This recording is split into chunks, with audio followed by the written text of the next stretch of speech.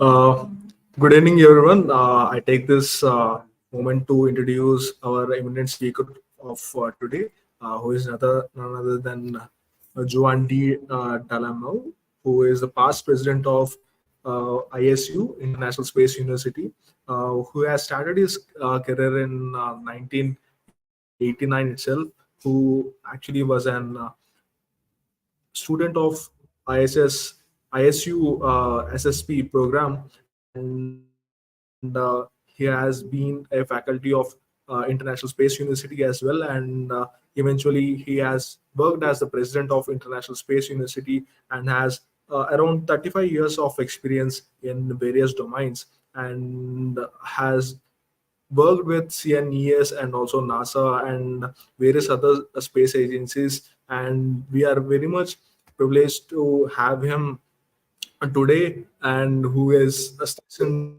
at Barcelona, Europe. And we are going to have a wonderful session with him online today. And thank you, sir, for joining us here. And the stage is yours. Good afternoon, good evening. Thank you very much for your kind introduction and also for the opportunity given today to me by Andhra University. Welcome to all the undergrad students from Andhra University and also from all the connected colleges of engineering in the area. I know that you are in a beautiful part of India. Unfortunately, I have not visited there in person yet, but in spirit, in dreams, I have been there. And virtually, I have the honor of being in Andhra today. I have been invited by the College of Engineering to talk about a career in space. And I would not pretend to teach you anything about space for a very simple reason. I believe you should be teaching me.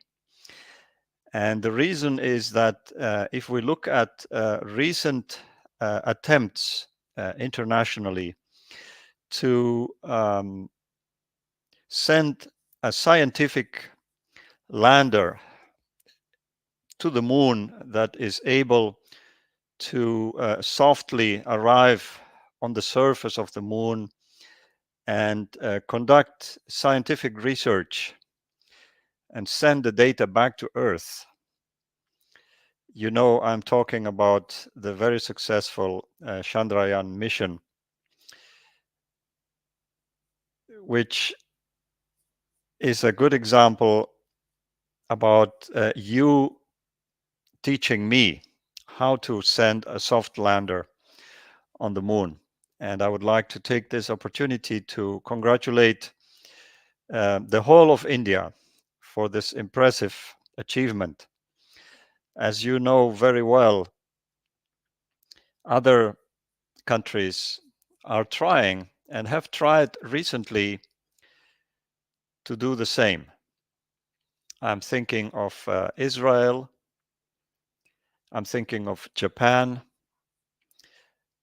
Russia, and just last week, the United States. All these countries, through public or private initiative, have sent probes to land on the moon, but only India succeeded. So you should be teaching us. And I would like to walk us through now some of the very bright people from India who are helping your country, but also helping the rest of the world to achieve such accomplishments as studying the moon with scientific instruments on the surface. As the moderator just said, I started in the space sector in the 1980s, and then as a young engineer, having studied mechanical engineering in Spain and also in Germany, I had the chance of doing some graduate studies afterwards in business management in the United States. And then I started working for the European Space Agency. And in the late 80s, I discovered the same thing that this young lady has discovered more recently. Her name is Shreya Santra. She is now assistant professor, so she has her PhD and is working in Japan at one of the well-known universities for robotics, Tohoku University. You can see her writing on this slide. She tells us about her undergraduate studies in electrical and electronics engineering in India. And she already had an interest for aerospace engineering. So she couldn't find this specialty locally, so she took some online courses and workshops. So this might be an idea for you as well. If you want to learn more, look at possibilities online. There's a lot available today, and sometimes it's for free. And then she applied, as you can read, for an internship at the Indian Institute for Astrophysics. That's also a great opportunity for you to gain a first practical experience through an internship. And the more you search, the more you find. And you can practice with the help of your professors and your classmates. You can practice on preparing very good applications so that you will be admitted. And then Shreya tells us in her second paragraph how she came across the International Space University through her search for information. And she got to know about what she calls eminent personalities, such as fiction writer Sir Arthur C. Clarke. You know, Arthur C. Clarke was based for many years in Sri Lanka, and he wrote the famous Space Odyssey 2001 book, which then made it into the famous movie. Shreya also came across the chairman of the X Prize Foundation in the United States, Mr. Peter Diamandis, or Dr. Peter Diamandis, who is one of the three founders of International Space University. And we will talk about Peter Diamandis a bit more in a moment. So what is it that Shreya found interesting for her about ISU? And she explains it in her last paragraph. I wanted to learn all about space. I realized that if space is my passion, then this is the place to be. I prepared an impressive application and a statement of purpose or a motivation letter for admissions into the Masters in Space Studies. And then she was not only accepted, but she received a scholarship from the International Space University for the Masters, which is offered in Strasbourg, France, a beautiful city in the center of Europe, very close to Germany and to Luxembourg and to Switzerland. So Shreya is available on LinkedIn. She knows that I'm talking to you about her today, and she would be more than willing and happy to connect with you through LinkedIn, and she can give you good advice. So I invite you to connect and to follow her. and to tell her about your ambitions, your expectations, and how she can maybe give you some advice and some ideas. So this is just one example, one person who is a member of a very large community worldwide of people who have similar interests, similar aspirations, and who are today members of the ISU alumni network. And there are today closer to 5,500 already. This slide is already a few months old from more than 100 countries, which means that if you are able to connect with Shreya, you can as easily connect with 5,000 other professionals, most of them working in the space sector all over the world.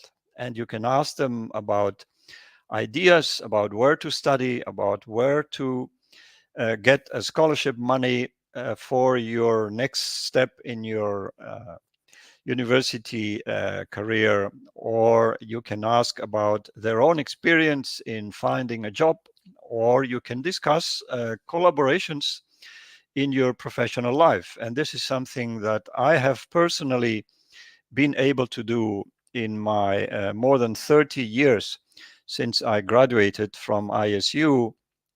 I have used this network extensively to find partners, to recruit new staff, and also to teach. I have enjoyed the philosophy of this university because it is open to new ideas. It is open to people from any background, and you can go there and teach about your own knowledge, your own experience. So over the years, I was able to share my experiences as I was changing jobs and as I was learning professionally. I could go once or twice per year to the International Space University, wherever it was organizing courses. You don't need to go like Shreya to Strasbourg only. There are courses offered in different parts of the world at different times of the year. And we will see a bit more of this in a moment. Maybe before I continue, I could ask the moderator if the sound is okay, if everyone can hear me, or if I need to speak slower. Is it okay over there? Or maybe you can just... Everything looks good, sir. Yes? Okay, excellent. So I continue this way. So I was talking to you about Peter Diamandis, and this is the young man on the right of the picture. Some of you might have heard of Peter Diamandis. He has founded many different initiatives and companies, not only the International Space University, but also the Google Lunar X Prize. A number of years ago, this was an initiative to encourage private initiatives to send a rover to the moon. Now we see that some of these initiatives are becoming a reality. Next to Peter Diamandis are in the center of the picture Robert or Bob Richards, also from the United States. No, I'm sorry. Bob Richards is from Canada, but he lives in the US and is a space pioneer who, together with Todd Hawley on the left of the image, they were 27 years old when they decided to create a new university. So they had just a couple of years more than you in the audience today, and they were very innovative in founding a new university that was called International Space University. And what is this today? Well, as you have seen, it's it's a network where you not only learn from experienced faculty and you get an interdisciplinary understanding of space. That's probably a key word today from our discussion. The word interdisciplinary, meaning that it's one of the few universities where you can be admitted with any background and you can come with an ambition in any field. For example, if you study engineering and you have a special interest in the world of entrepreneurship and you would like to work for a company, or you may have a business idea and you would like to try this out with your own company. If you want to become an entrepreneur and create a space startup, this is possible, and a good place to learn as an engineer about business and to learn about law and regulations, about intellectual property management, about contract negotiation, about marketing, about international relations. And if you want to start your network of future customers for your company, your network of future employees for your company, the ISU might be the right place, especially if your company will be in the space sector. In other words, this university is called by some people an elite school because people graduating really become world leaders in this field. And also very important is the bullet point number 4 here, the exchange of knowledge between regions worldwide. This is one of the aspects that I liked most when I was a student. Compared to other universities that I had known before, the ISU offered to me a place where my ideas were welcomed. I was even encouraged to speak and to share my ideas, my proposals with other people and make them happen. So the distance between the student and the professor was very, very small. You could talk to any faculty member at any time of the day because we were living in the same building and we were having all the meals together. It's really a live-in experience that I enjoyed, and that's why I decided to continue engaging with the university as a lecturer. Now let's have a look at some of the people who are involved in the teaching and the management of the university. You remember that Shreya was mentioning a novel writer, Sir Arthur C. Clarke, a science fiction writer. You see Arthur C. Clarke on the left of this slide. He was the first chancellor of the university, the chancellor being an honorary position, a respected figure who represents the university and who signs the diplomas, for example, and who speaks to the students at important occasions like graduation ceremonies. After Sir Arthur C. Clarke, the following Chancellor of ISU was Jean-Jacques Dordain, who has been Director General of the European Space Agency for as many as 12 years. A very respected space person from France, and is known worldwide still today as a voice of experience in the space sector. And after Mr. Dordain, the chancellor was well known Apollo 11 astronaut Buzz Aldrin, who, as you can imagine, was able to enthuse the students and professors alike each time he would go to teach and to lecture at ISU. And the following chancellor is Professor Pascal Ehrenfreund, a well-known professor of astrobiology. That's one of her fields of expertise, the search for life outside of planet Earth. And she is well known for her research, her publications in this field, but also she is a professor of space policy. So which makes her a good example of the profile of ISU people who are good in more than one discipline.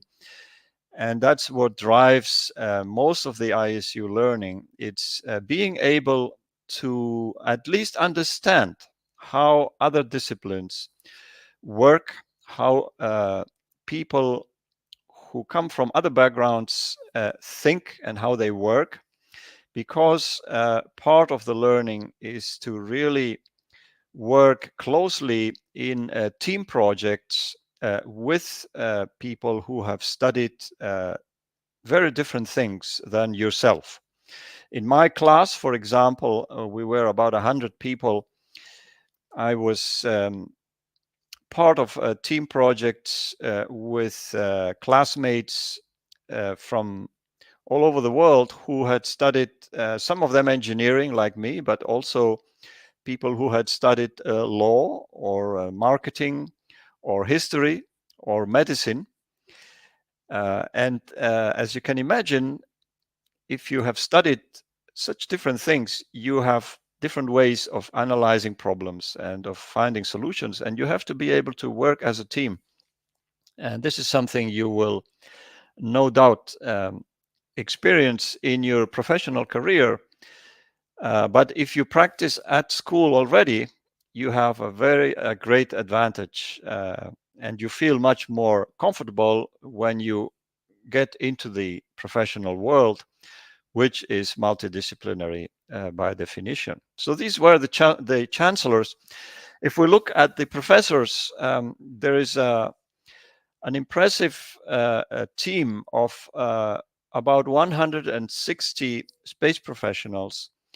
They are not all based in the same location. They each have their own job at their own company or university or space agency around the world. And some of them are based on a permanent basis at the ISU Central Campus in Strasbourg, France. You see their pictures on the lower part of this slide. And they are responsible for the different disciplines in space sciences, physical sciences, in engineering, in satellite applications, all the downstream applications of telecom, Earth observation and remote sensing, or satellite navigation and positioning, and also human spaceflight, space policy and law, engineering, and human performance in space, or business and management. So you have all these disciplines represented in different departments at the central campus. And then each of these professors invite the experts among the faculty of more than 160 experts worldwide. So far about the professors, but if we look at the graduates,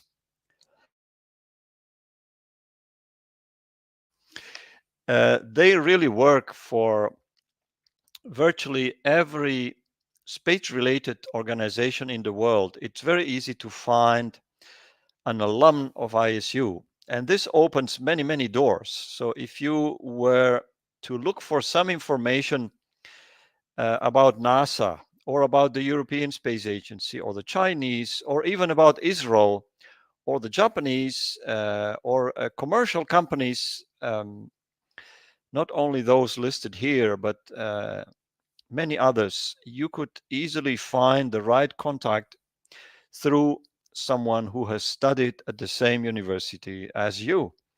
So this opens many doors and makes international contacts really, really easy through the informal network. Let me give you a few more examples of these alumni, and I will focus on a couple of them from India. If we look at entrepreneurs, we have done some statistics recently, and we found more than 100 space startups that were founded by alumni of ISU all over the world in 27 countries. You see here just some examples from Spain, from China, from France, and from India. So let's look at this lady, Susmita Mohanty. Who is she? Well, she's a more senior person compared to Shreya. She also did a PhD, but she studied at ISU much earlier in 1997 with the same master program. And she is well known in India as an entrepreneur and a consultant. As you can see here, on the last bullet point, that's her quote. She calls herself as the only entrepreneur in the world who has started companies in 3 different continents. And this means India, the US, and Europe. You see the names of the companies. And today, she is leading a think tank in India. If you are familiar with the word think tank, it's usually a group of people, either in a government agency or in a private company, who think. And what they do is they do research, for example, on the space sector in India. They analyze data and then they come up with conclusions and recommendations. So that's the real thinking. And what her think tank is doing, Spaceport Sarabhai, is to make recommendations to the Indian government about how to develop the space sector in India even further. So I would encourage you to also connect with Susmita, because she might have good ideas for you, and why not? Maybe an internship or another form of collaboration. And she also knows that I'm talking to you today, and she would be more than happy to engage with you or with your professors, a very knowledgeable person about the space sector in India and elsewhere. Let me move on to the next person from India, who is also a successful entrepreneur. His name is Kartik Kumar. He did not do the ISU Masters. He did the shorter 2 months space studies program. This is an itinerant professional development course that is changing country every year. In 2016, he was in the United States doing the ISU course, and he already had an idea of a company which has become a very successful company. It's called Sat Search. You see the name here on the first line, satsearch.com. It's a very interesting company where you can find virtually any component for a satellite.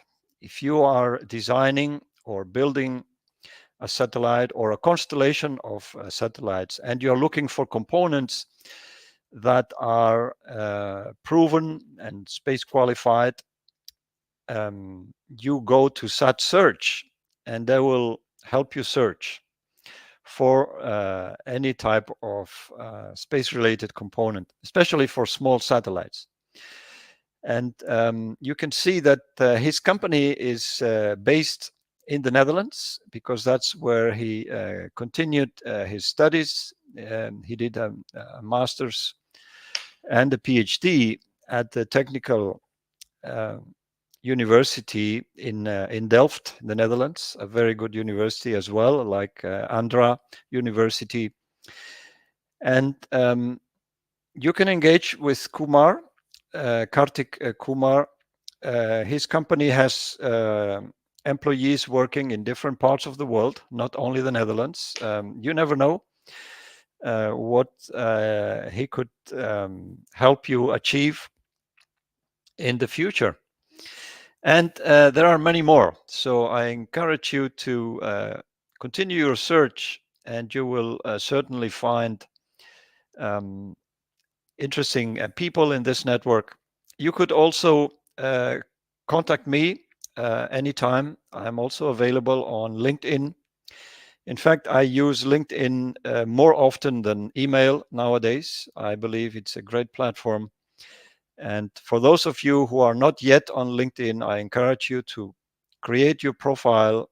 It's social media used professionally only. So you will not find gossip in there, or family pictures. You will only find people's CVs and job offers and professional information. So I recommend LinkedIn as a good tool for your academic and professional networking.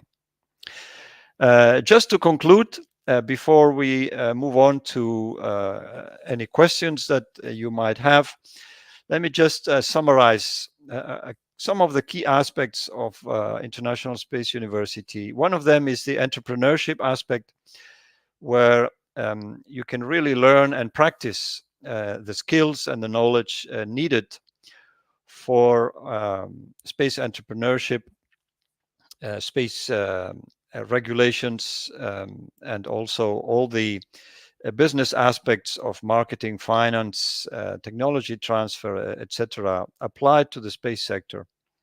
But also space policy.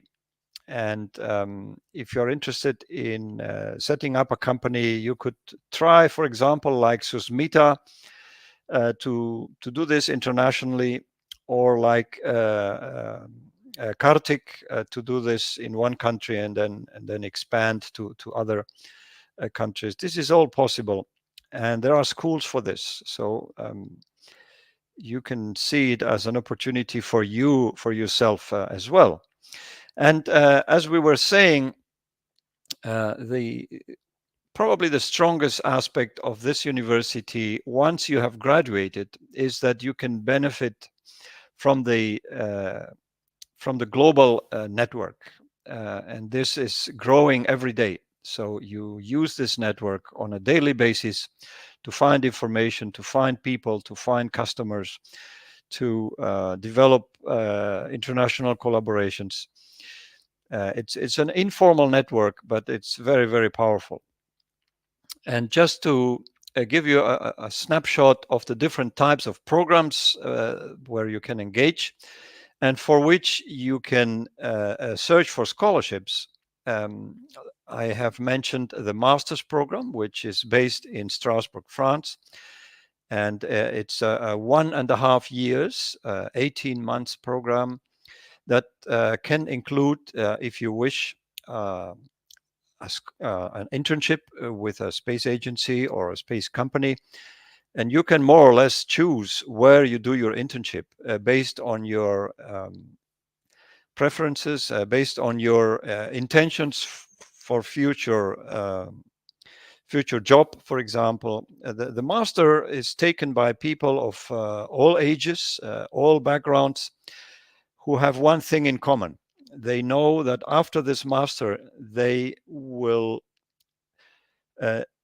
work in the space sector. So if you are a junior person, it might be your first job. But if you are a more senior person, this master will help you find your next job in the space sector. The second program on this list is what Kartik Kumar took, the Space Studies program. It's a professional development over 2 months, usually in July and August. This coming July and August, it will be hosted in Houston by Rice University and also by the NASA Johnson Space Center. As you know, Houston is one of the space hubs in the world, a little bit like I would say like Bangalore in India is one of the space hubs where there's a lot of activity around space, both public and private and academia. The third program is also very interesting. It's a bit shorter, only 5 weeks, and it happens in the Southern Hemisphere. Usually in Australia, but it can also happen in other countries of the Southern Hemisphere. Maybe this program will make its way to India in the coming years. It's also professional development taken by many people who are undergraduate or recent graduates, 5 week long. And then finally, you have executive short courses that are only 1 week for professional development for people who are already more senior in their careers. You might be asking yourselves, how much does it cost and where can I find a scholarship? Where? One place you can look already is close by. You are all familiar with Kalpana Chawla, Indian astronaut who unfortunately left us during a shuttle mission. In her name, there is a scholarship program now for Indian women, and many bright Indian women have been able to study about space thanks to this scholarship. So I encourage you to search and to look for this and other opportunities. For example, if you are looking at the master's program, you can see on the third bullet here that since this is happening in France, you can approach the French embassy in New Delhi, and they can guide you through the process of applying and studying in France. And they might even have some resources available for you. If you want to learn more and read more, I would suggest some of these websites, especially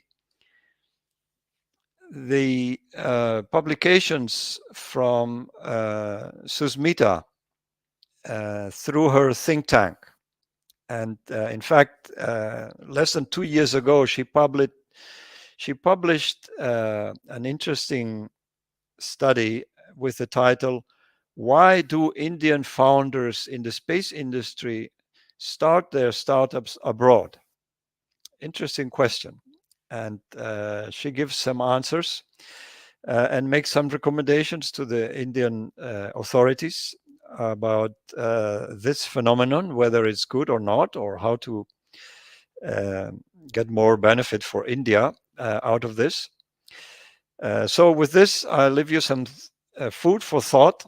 And as I was saying, you are more than welcome to send me an email through this email or to connect via LinkedIn anytime. I will do my best to get back to you and maybe to connect you with someone who can help you more than me, but at least I will use the network. I would like to thank you very much for your attention, and finally encourage you to contact my colleague and friend, Mr. Nassim Beauvais, who is the head of admissions. He has better information than me on programs and on scholarships. So he's only one email away. Thanks again. And I'm ready, if there is time, for a conversation in case there are questions.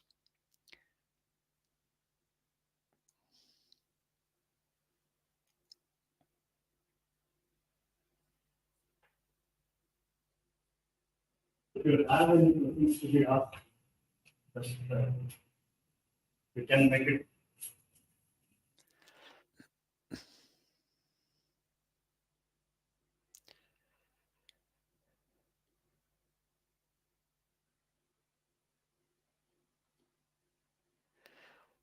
Yeah, I think I can hear you. If there is someone taking the microphone or using the chat channel, I'm also looking at the chat channel.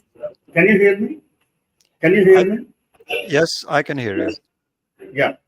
Thank you very much for your elaborate session on how International Space University is helping the young minds across the world to build up their career in space technologies and the orbital vehicles, etc.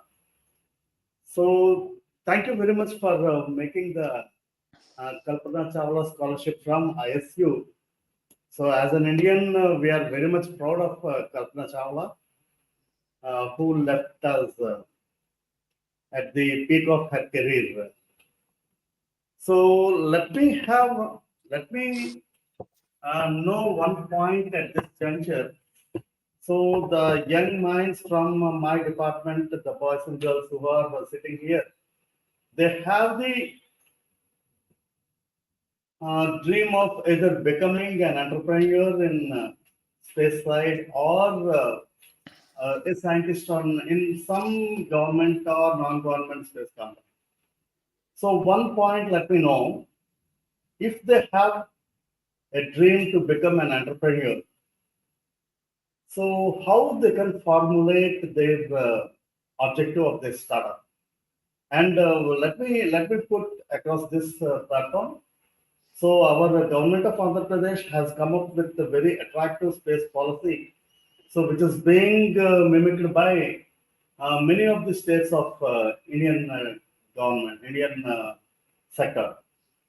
And also since recent days, we have very good number of states, space startups emerging from people ranging age from 21 to 28. It's a it's on paper using a survey. So, what is your point of view, and how do you mentor them or guide them to make their first leap?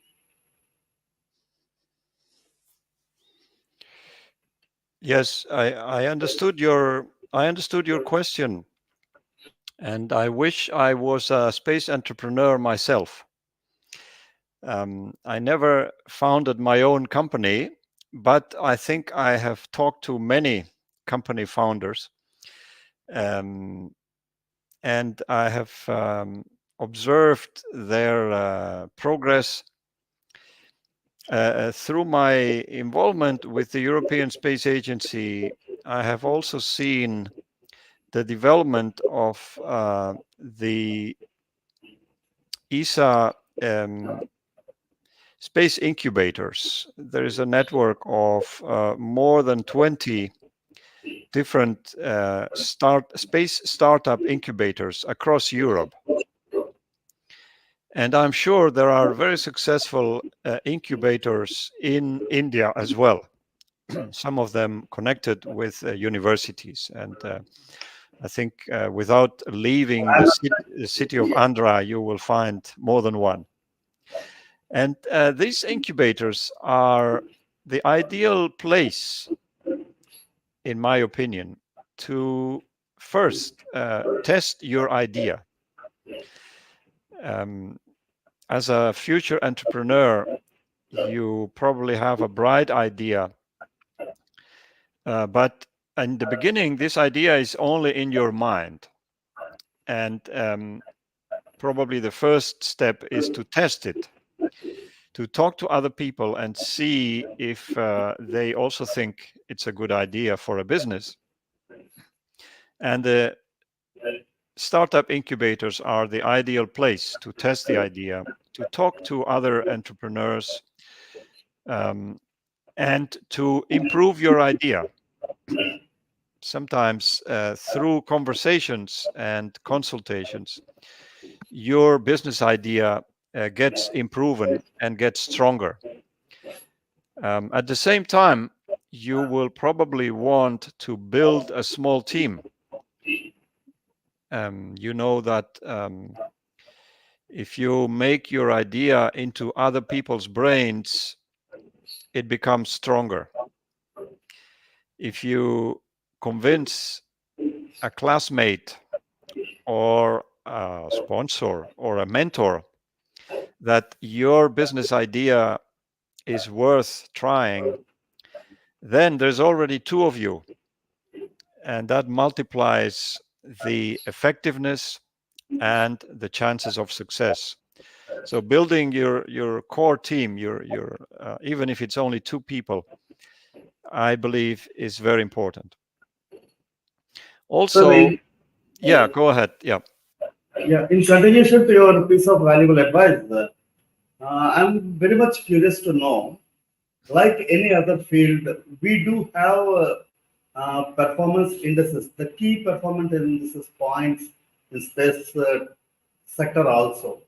Like while in the upstream or the vehicle orbiting the Earth or in the downstream also. So, what could be the possible KPI? So, which can attract the young minds to make their career? Yes. Yes, I think this is very relevant, Professor, and thank you for this. For a startup business, I think one of the key performance indicators is, will someone buy my product or my service? We're talking about private businesses. So if there is no customer, there's no business, right? Which leads me to say that no matter how good your business idea might be, you need to test it with customers, with potential customers or users. And these can be from the government or can be other businesses. And I could give you examples of startups who had an initial idea, and then through conversations with potential users, they adapted the idea. And today they are doing something different from what they had started with, but they are very successful. So in other words, the key performance indicator here, I would say, is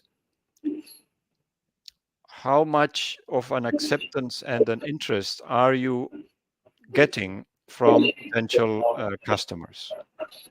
Let me just give you an example, if you have a minute. I was in Adelaide, Australia, with the ISU program of the Southern Hemisphere a few years ago.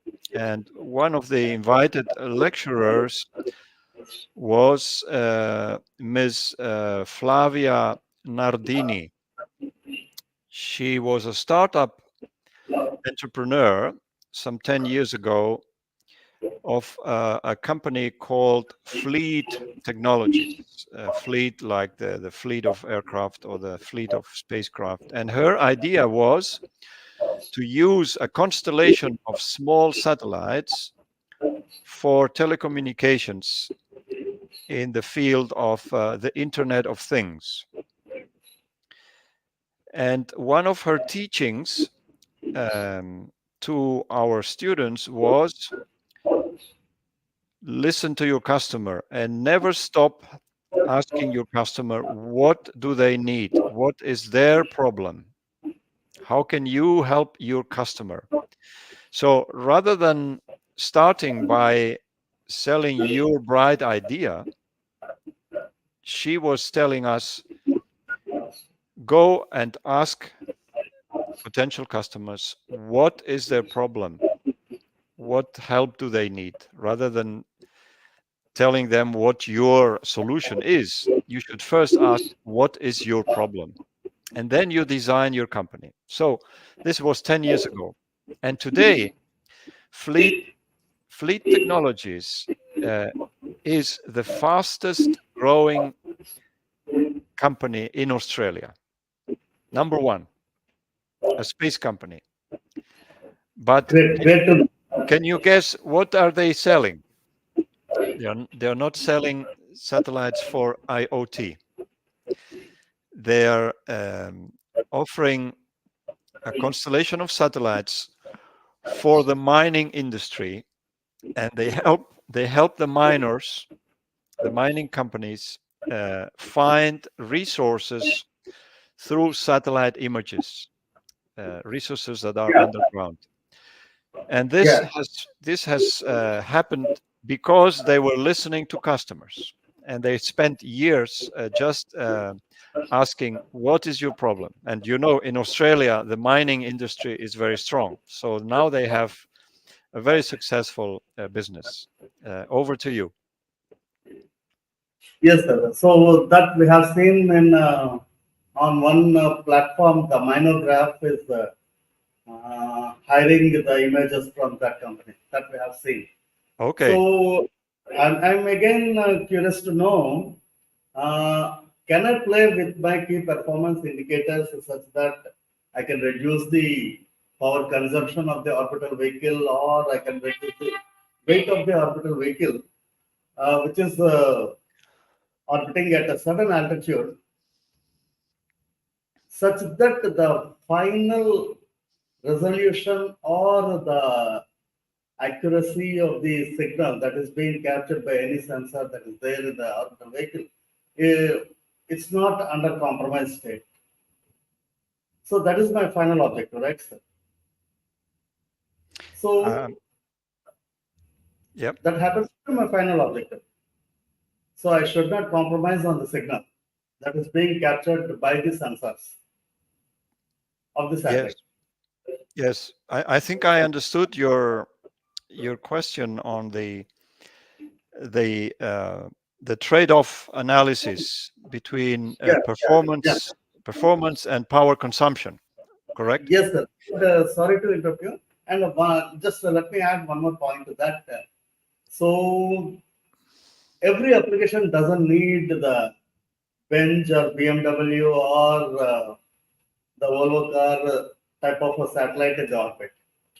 So we should have a low cost satellites also for a few applications, right? But this trade-off is not being settled in an apt way, such that the governing agencies like what we call a European Space Agency or something like that, they are insisting on the space grid components every time. So selecting the space grid component, even for nut and bolt of the vehicle, or even a small diode-like thing of the vehicle, that increasing the cost of the satellite enormously. So why do they relax those norms? Even if I can compromise on the accuracy for a little interval, I can compromise with the quality of these, what I mean, quality of the transistor or quality of the IC that can be embedded there, such that the overall cost of the satellite comes down and their applications may enormously increase. Yes. So why not ISU like bodies think about this, and they can recommend ISU or a few other space agencies to relax those norms? Yes, I think you are raising a very, very important aspect of satellite design, and this is something that I would suggest your students also look into the concept of concurrent engineering or concurrent design. And you probably have this in your curriculum, or perhaps even in your laboratories, where you can use this methodology of systems engineering, combining the different subsystems, the different specialities into one design tool, with the specialists in technology readiness, the specialists in mission design, in structures, in payload instruments, telecommunications, propulsion, all these specialists working at the same time in the same location. And it is important to include people who know about what you were asking precisely, which is costing and risk. So one of the important subsystems in the design process is cost and risk. What does this mean? Well, if you choose a cheaper component, what is the risk associated? How reliable will it be? Do I need to do extra testing or not? Has it flown below? Has this instrument flown before on a different satellite? So cost and risk are very important components of this concurrent design process. I hope this is answering somewhat your question. Yes, sir, I got your answer. But a Yeah. few subsystems like the frame and the body of the satellite and the fastening mechanisms, the nut release mechanisms, such things can be on what I say with increased accuracy or something like that. But a few other systems can be compromised. Yes, and precisely the power of this concurrent engineering tools is that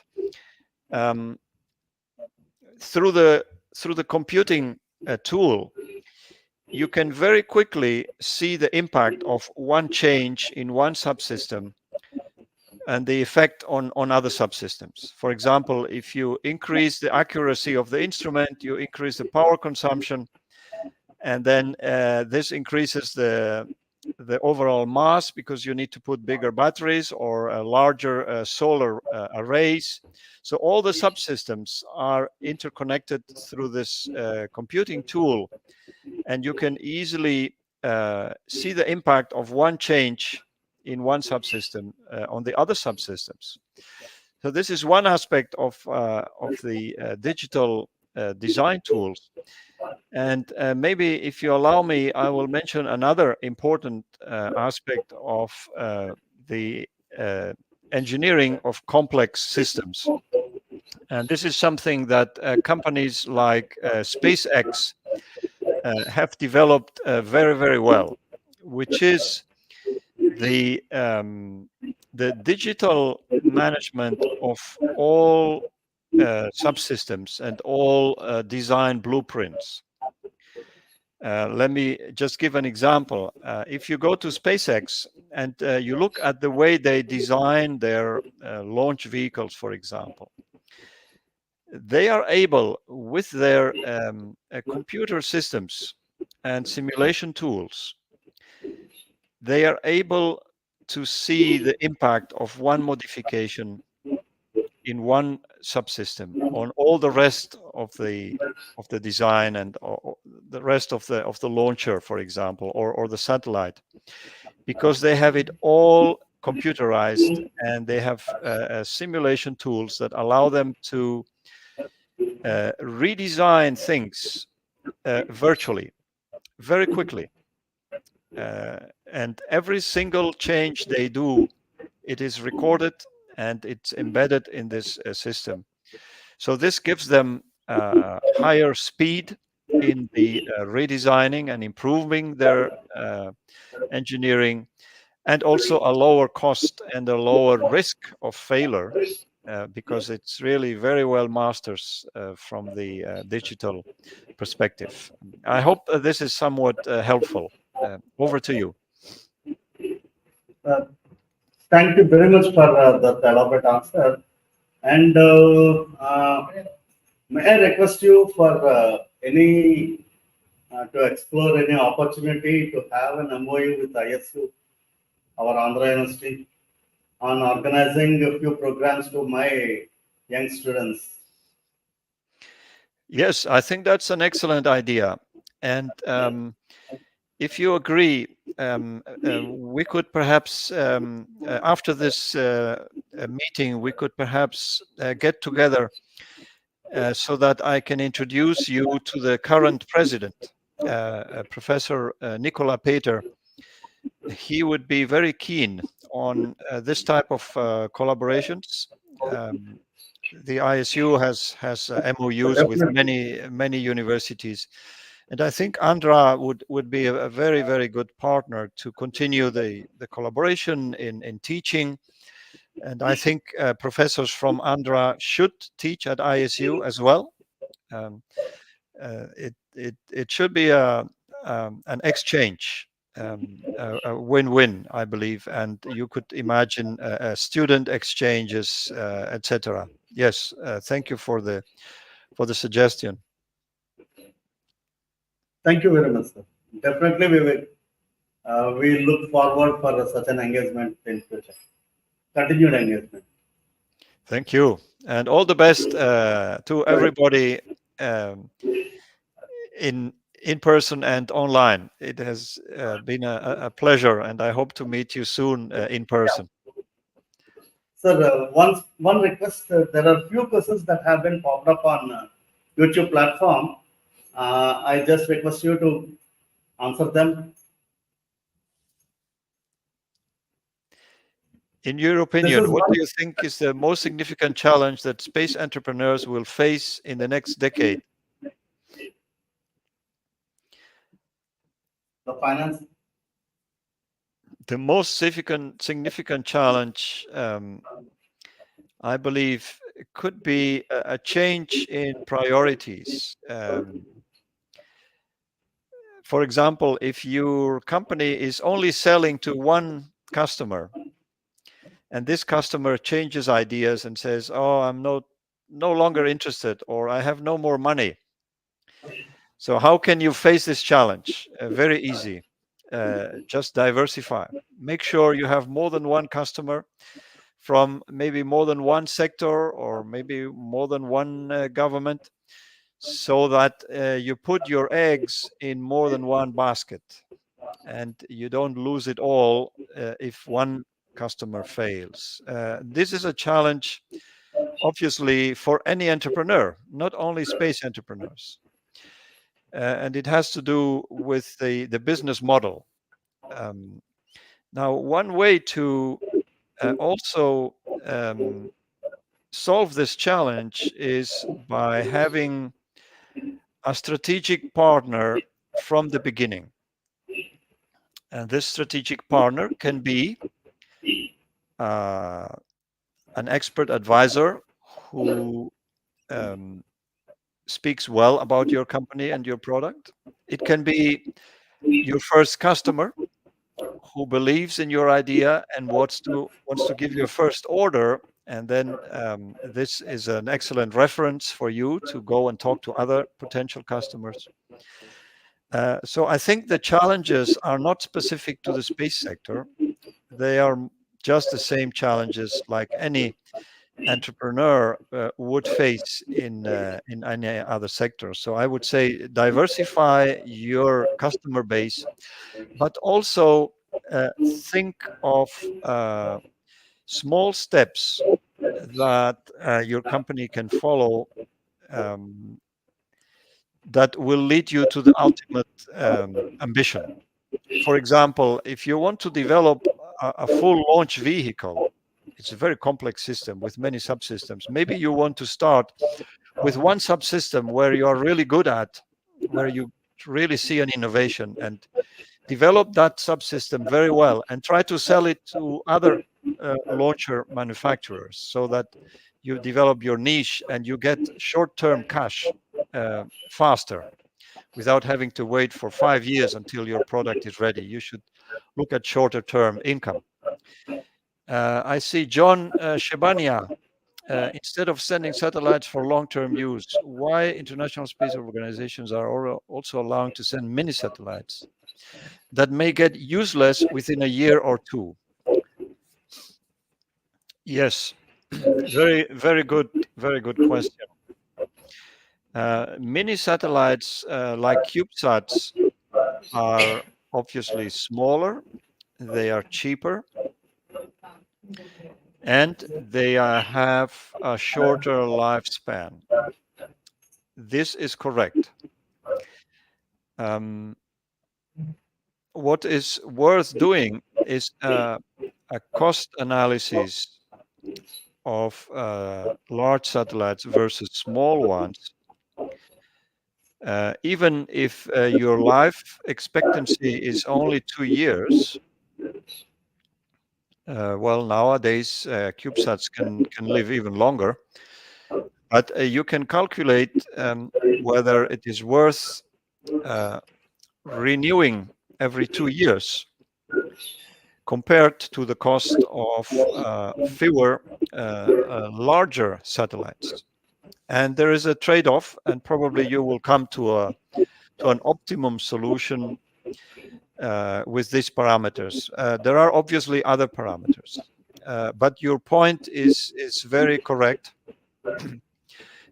Something that also happens is that with a CubeSat today, you can test a technology or an application much faster and with significantly less budget than having to build a much larger spacecraft. So the trend that we see all over the world is for constellations of smaller satellites in low Earth orbit, as opposed to larger ones in higher orbits. And another trend we are seeing today is satellites that fly at very low altitudes, where you are beginning to have air drag. So there are now new types of CubeSat propulsion that allows these satellites to stay on very low orbit, even with atmospheric drag, using innovative propulsion technologies. So I would encourage you to do some research on very low orbit satellite design. It's a promising new field. And then we're getting close to the high altitude platforms that are between an aircraft and a spacecraft. I hope this is helpful. Yes, sir. That is where the questions popped up. Thank you very much for your wonderful time, and I hope this information has benefited a lot of students, and we look forward to interact with you further as well. Thank you for your nice time in the morning in Barcelona. Thank you for the opportunity, and I wish all your students excellent results and a beautiful careers. Hopefully, we will meet soon. Sure, sir. Sure. We hope to see you soon. Thank you. Thank you.